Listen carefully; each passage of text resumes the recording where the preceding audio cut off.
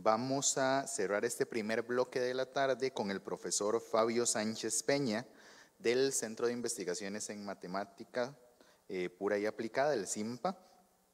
Él es doctor en Matemática Biológica de la Universidad de Cornell en Nueva York. Actualmente funge como docente e investigador en la Escuela de Matemática y en el CIMPA de la Universidad de Costa Rica. Sus intereses de investigación radican en el modelado de enfermedades infecciosas, con un mayor énfasis en las que son transmitidas por vectores, tales como dengue, chikungunya y zika. Para modelar esta dinámica se utilizan sistemas de ecuaciones diferenciales no lineales. Estos modelos predictivos se emplean para estudiar la propagación de este tipo de enfermedades en una población. Además, con dichos modelos se pueden desarrollar estrategias de prevención y o control para los funcionarios de la salud pública. Además, él es el actual director del Departamento de Matemática Aplicada acá en la Universidad de Costa Rica, y la ponencia que nos presenta se titula Uso de modelos matemáticos en problemas de salud poblacional. Le recibimos con un fuerte aplauso. Muy buenas tardes, muchas gracias por la invitación. Yo les voy a estar hablando generalmente de algunos modelos matemáticos y sus aplicaciones en salud pública, o sus posibles aplicaciones en salud pública. Bien, en general, un poco sobre los modelos epidémicos, modelos clásicos, modelos, algunos computacionales, bueno, uno en específico que les voy a comentar un poco. Algunos determinantes sociales, que va relacionado a mis intereses actualmente, y los modelos matemáticos y salud pública que han sido de mi interés de hace mucho tiempo, más allá de hacer los modelos matemáticos, sino usar estas metodologías en una aplicación específica de problemas reales.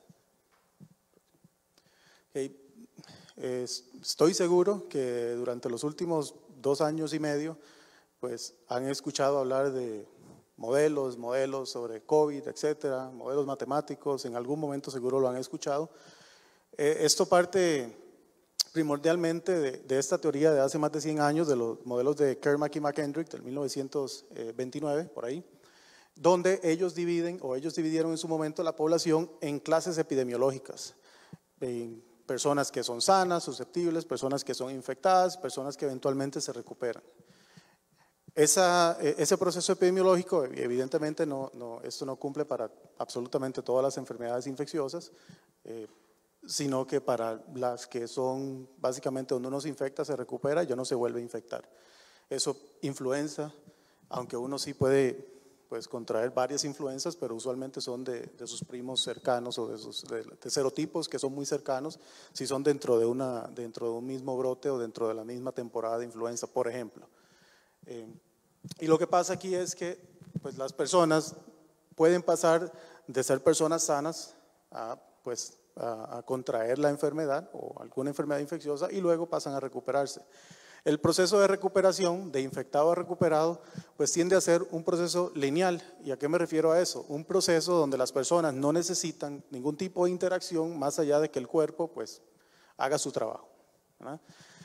El proceso más interesante pasa cuando una persona es sana y luego pasa a ser infectada. Durante ese proceso sí necesita algún tipo de interacción con alguna persona que esté no tan solo infectada, sino infecciosa. Aquí, por hablar de los modelos más simples, aquí estoy omitiendo muchas cosas que actualmente se usan en estos modelos epidemiológicos, como por ejemplo periodos de latencia, donde una persona está infectada pero no es infecciosa todavía porque la carga viral dentro del individuo no es suficiente para poder contagiar a otros. Entonces aquí es un modelo muy simple. Entonces ese proceso donde la persona tiene algún tipo de interacción con una persona infecciosa, y eso puede implicar cercanía, ¿verdad? No necesariamente que tiene que tocar a la persona, no tiene que haber contacto necesariamente, pero puede haber cercanía como lo reciente, ¿verdad? Con la pandemia de COVID. En raras ocasiones cuando hay carga viral en alguna superficie, ¿verdad? Eso no es tan común, pero tiene que haber algún tipo de interacción con una persona infecciosa, en la mayoría de los casos, en la mayoría de enfermedades de esta índole. Y existe una tasa de transmisión, y esa es la tasa de transmisión, es el catalítico, ¿verdad? En este caso lo llamamos, digamos, beta. Ese beta, que es la tasa de transmisión, se descompone en la probabilidad de infección por el número de contactos efectivos. Y eso lo que significa es que si yo estoy en contacto con una persona infecciosa, eso no implica que yo me voy a infectar de una vez. Pueden haber varias, usted puede tener contacto con varias personas que están infectadas e infecciosas y no necesariamente contagiarse. Eso seguro lo han visto en sus hogares, si hay 3, 4, 5 personas o más, que alguien le da gripe y le da gripe a 3 de 4, o a 1 de 4 y a nadie más le da, ¿verdad? Entonces no necesariamente uno se va a infectar porque hayan personas infectadas e infecciosas. Entonces, con esto uno lo puede describir con lo que llamamos aquí un sistema de ecuaciones diferenciales que tiene muchos supuestos importantes y que pues a veces no son tan, digamos que tan realistas. En el sentido, por ejemplo, de que esto asume que todos somos iguales. Vamos a empezar por ahí. Que no hay diferencia de grupos etarios, no hay diferencia de sexo, de tipos de sistemas inmunes, montones de cosas, ¿verdad? Asume que la población es homogénea. Eso es un supuesto muy grande.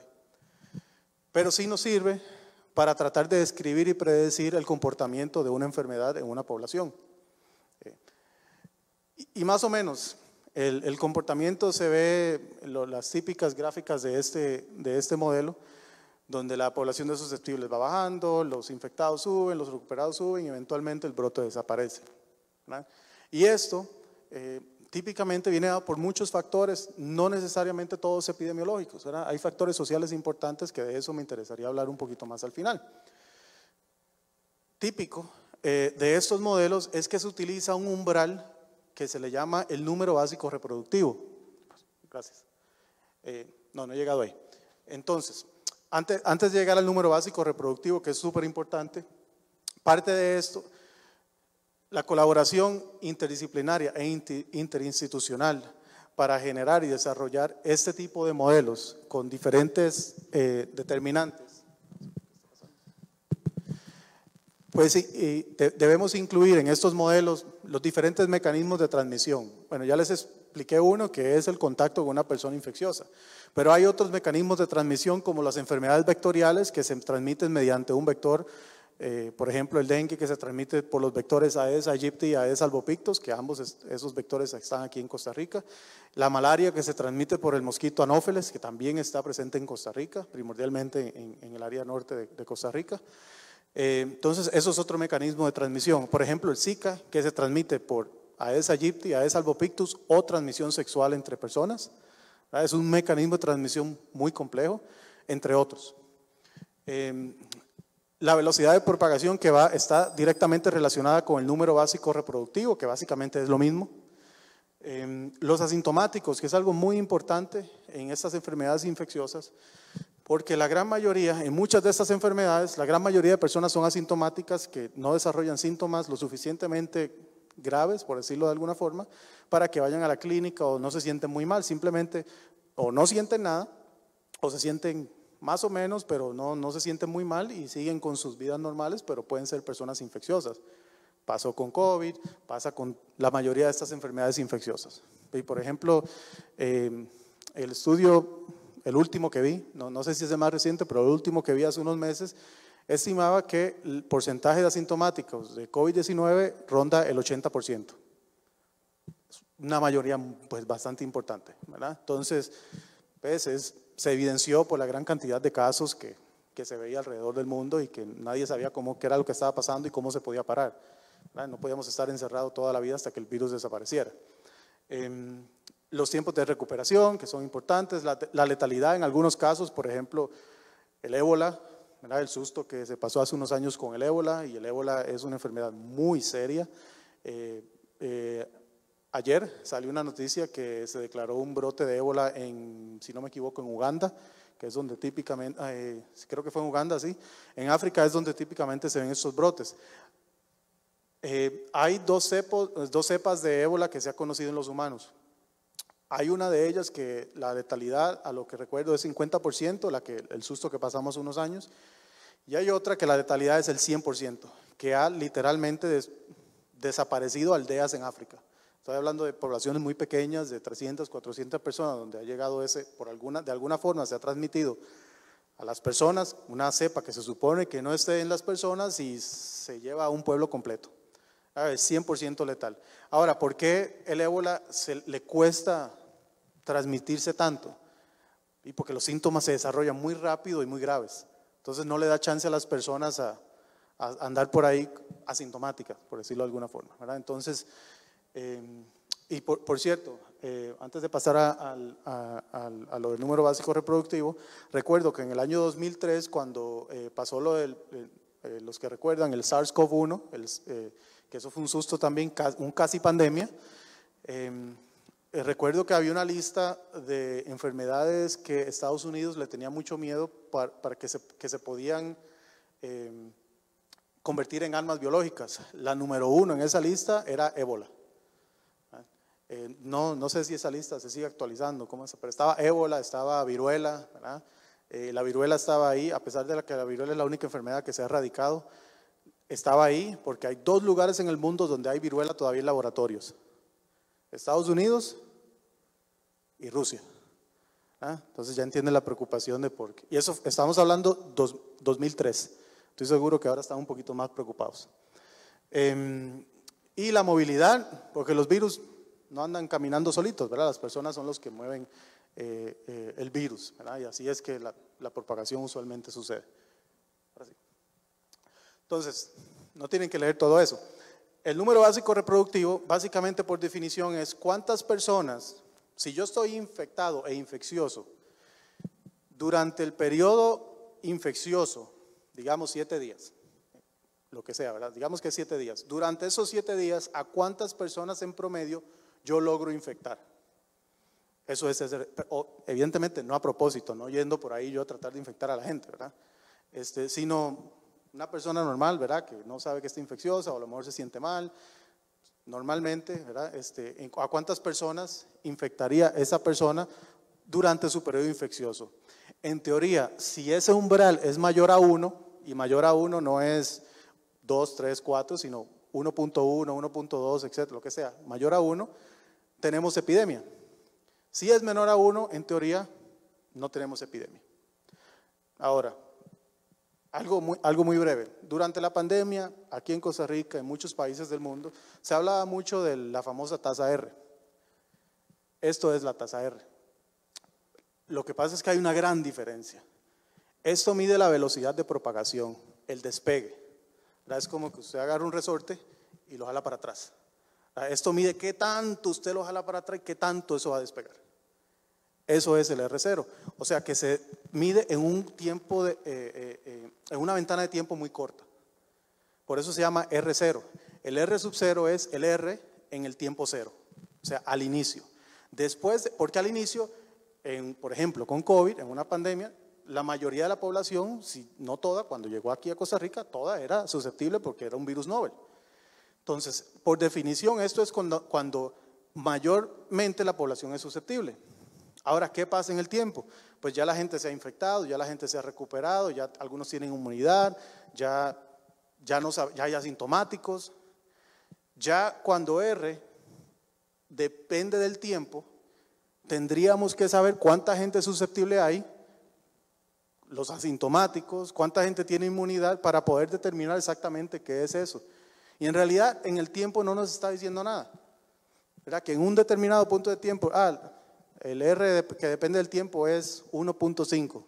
Y sí, mañana puede ser 3, pasado mañana puede ser 0.5. No dice en realidad mucho. Donde sí dice es al inicio, porque nos va a decir cómo va a despegar. Por darle un ejemplo, el COVID-19 en pandemia se estimó al inicio que era de 3.2. Ese era el promedio. ¿Sí? O sea que en promedio las personas estaban infectando a 3.2 personas. Eso es altísimo. No es la más alta que se ha estimado al momento es sarampión con un R0 de 16. Esa sí es alta. Pero 3 es altísimo. Para ponerlo en contexto, 1.5 es muy alto, en estos términos, ¿verdad? Entonces, pero ¿qué pasa con eso? Bueno, lo que iba a decir de la tasa R. vimos aquí en Costa Rica, en Estados Unidos, en muchos países del mundo donde se hacía este cálculo, yo no lo hice, donde tasa R .9, .8 por semanas, ¿verdad? Cambiaba, todos los días cambiaba, pero siempre se mantenía por debajo de 1, que en teoría debería desaparecer la enfermedad, pero ahí estaba COVID, feliz. Y todavía no se ha desaparecido. Estamos en una situación mucho mejor, pero ahí está. Y que entonces, ¿es que no funciona esto? No, en realidad no es tanto que no funciona, es que hay otros factores que son importantes que no se toman en cuenta y que hay que tomarlos en cuenta para poder determinar si la enfermedad va a crecer o no.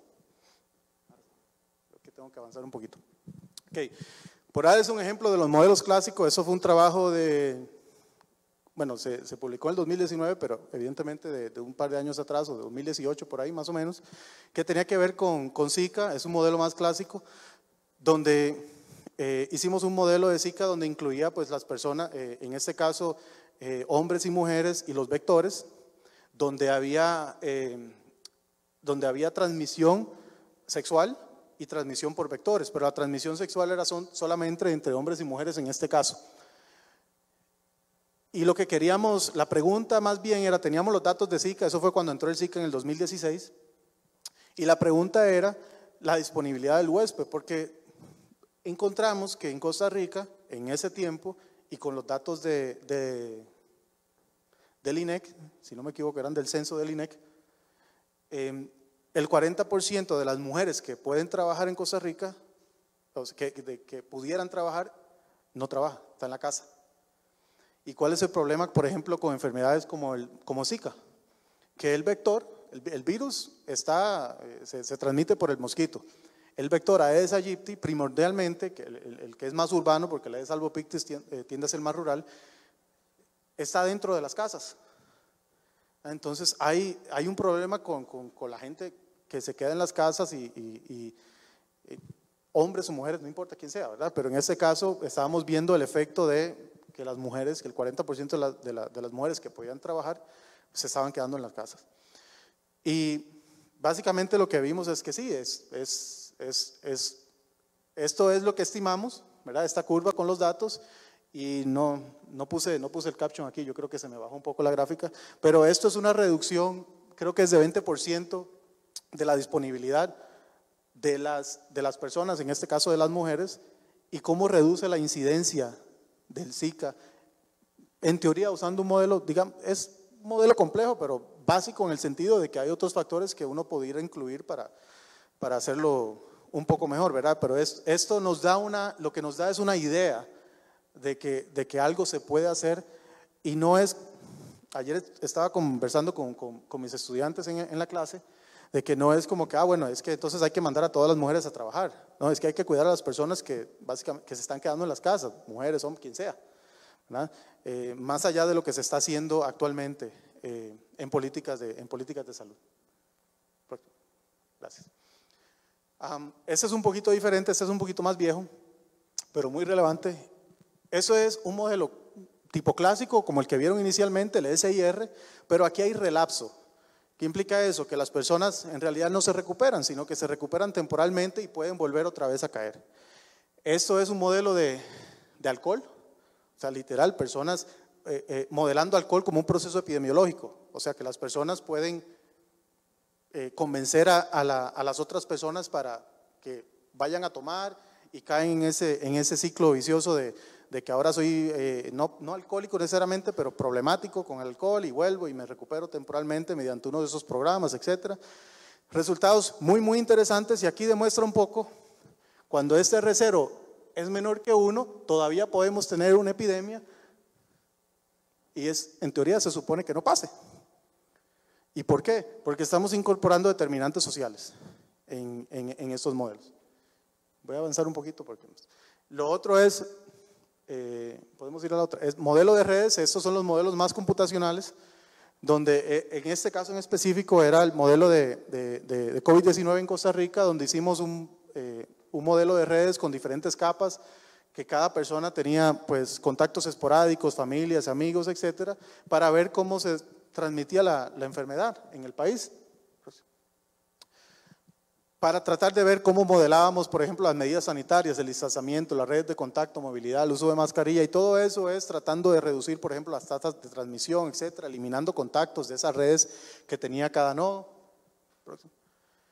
Mayor movilidad, pues mayor número de contactos, menor movilidad, menor número de contactos, y así eso simulaba de cierta forma las medidas que se estaban tomando en el país.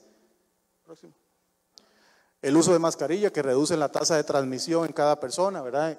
Si uno la usa, si los dos la usan, etcétera. Y eso fue parte de uno de los trabajos que publicamos cuando entró la variante Delta en Costa Rica, y se pudo determinar más o menos qué era lo que iba a pasar en un determinado punto de tiempo, como de 3 semanas más o menos. Muy interesante. Estos sí son los datos de Costa Rica y el modelo de redes.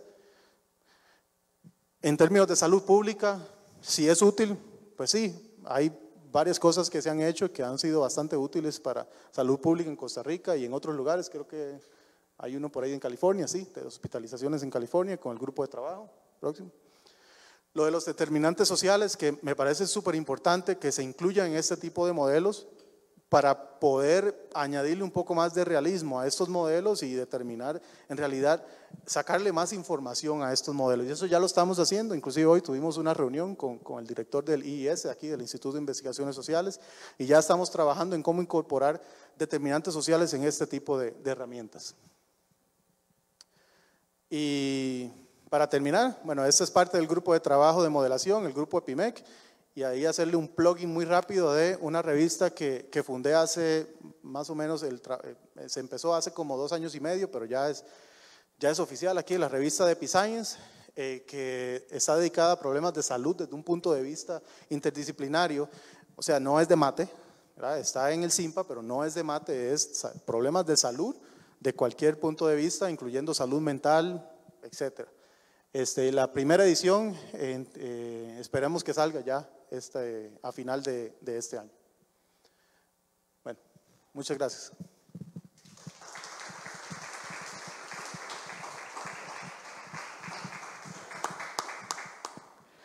Profe, me toca preguntar, esa es la única que puedo.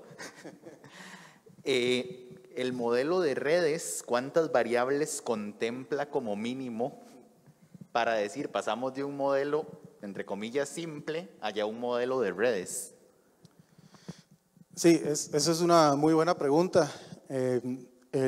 Cuando empezamos a trabajar en estos modelos, empezamos con un modelo clásico, donde habían pues varias variables que incluían los diferentes estados epidemiológicos de las personas, incluyendo hospitalización y UCI, que era lo que nos interesaba, bueno, más bien lo que le interesaba a las autoridades de salud.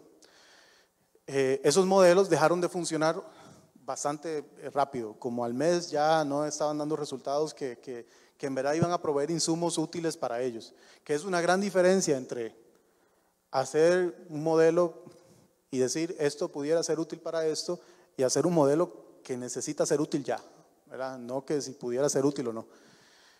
Cuando pasamos al modelo de redes, que es un modelo mucho más flexible, dependía de muchísima información, muchísimas variables. Igual, teníamos todo el proceso epidemiológico encima de una red, básicamente. Eso era lo que teníamos. Entonces el problema con eso, no el problema, sino los modelos computacionales dependen de mucha información.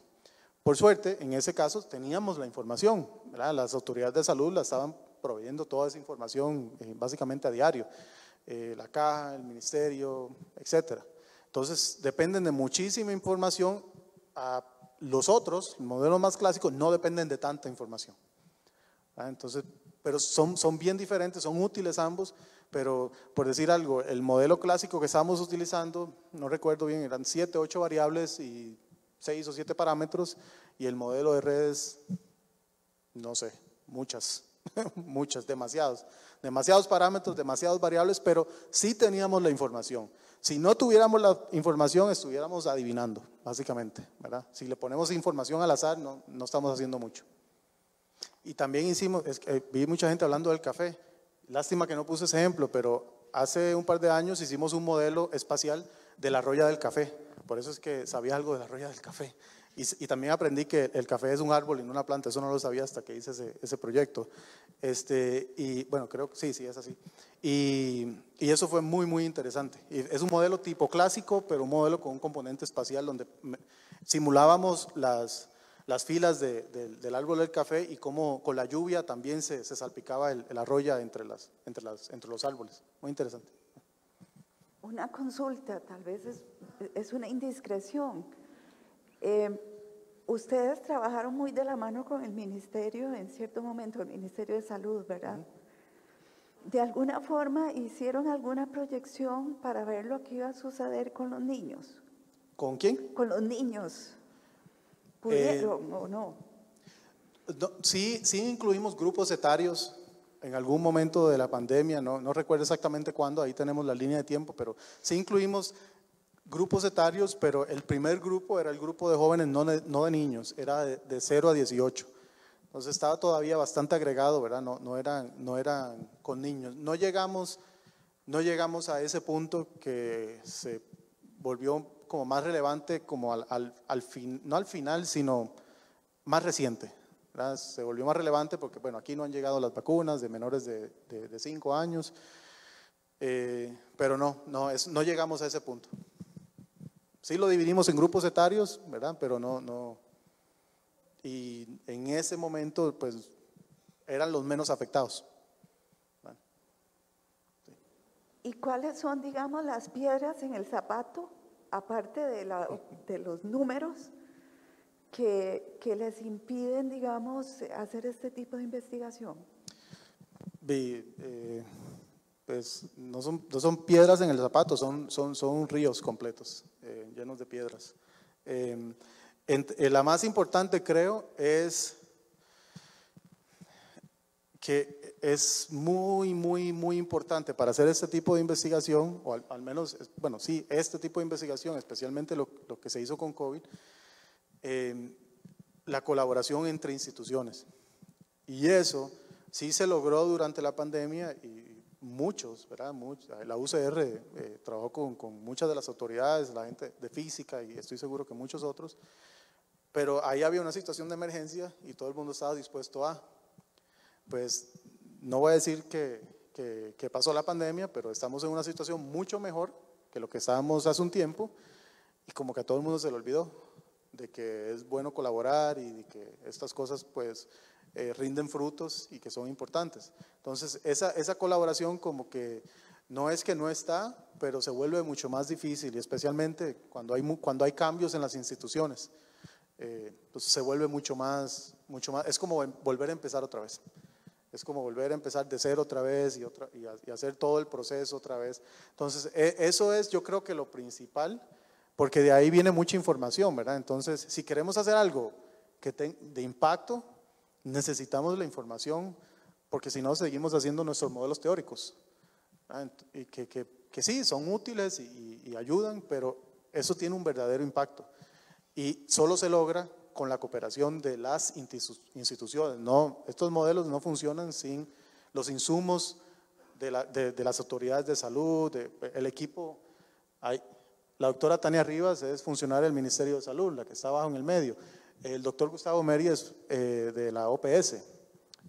La doctora Paula Vázquez, graduada de aquí la maestría, hizo la maestría conmigo, ahora está en OPS.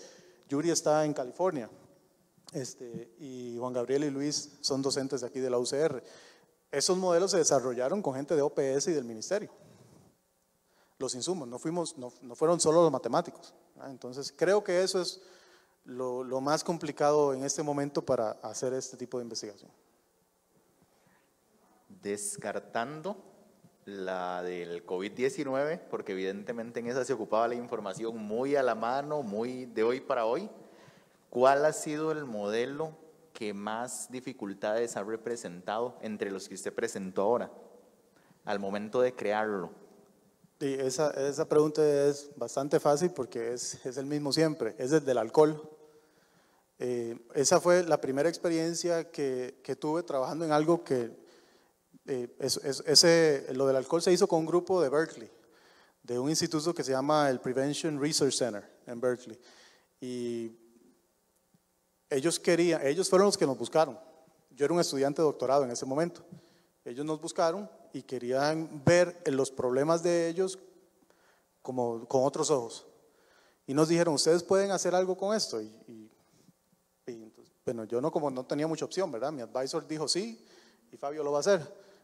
Entonces, pues, eso fue bien complicado. Yo no sabía ni siquiera, era ir a hablar y tratar de me mandaron a mí solo a Berkeley, a California, a convencer creo que eran como 30 o 40 personas, que ninguno son matemáticos ni estadísticos, son personas que trabajan en cosas de alcohol, de estadísticas, pero más bien de encuestas y cosas así, a convencerlos de que podíamos hacer un modelo para lo que ellos necesitaban. Eso fue muy complicado porque yo no sabía ni cómo empezar y se logró, tuvo un impacto real. Inclusive ese artículo que fue el primero de su clase, ni siquiera se publicó en una revista de mates, se publicó en un libro de clínicos y es un modelo. Claro, tuvimos que poner toda la mate en un apéndice, porque eso fue porque el artículo no sabíamos dónde publicarlo y la gente de Berkeley nos dijo, déjeme preguntarle al señor Alan Marland, que ya falleció, que era el más en el campo de eso de alcohol, yo no sabía quién era, y le voy a preguntar su opinión. Y él dijo, bueno, yo estoy publicando un libro, si me lo dan en 2 semanas, lo ponemos. Y bueno, eso fue bastante complicado y ha tenido un verdadero impacto. Y literal, ahí tengo el libro en la oficina, es el capítulo 16, que es el último. Y sí se logró y ha tenido un impacto real y se han hecho cosas mucho mejores. Hay gente que se quedó trabajando en esa área, desarrollando modelos de alcohol. Mucho más, ahora ese modelo es súper sencillo, ahora literal es un ejercicio de tarea, un libro de epidemiología. Pero sí, ya sabemos cuál es la respuesta, ¿verdad?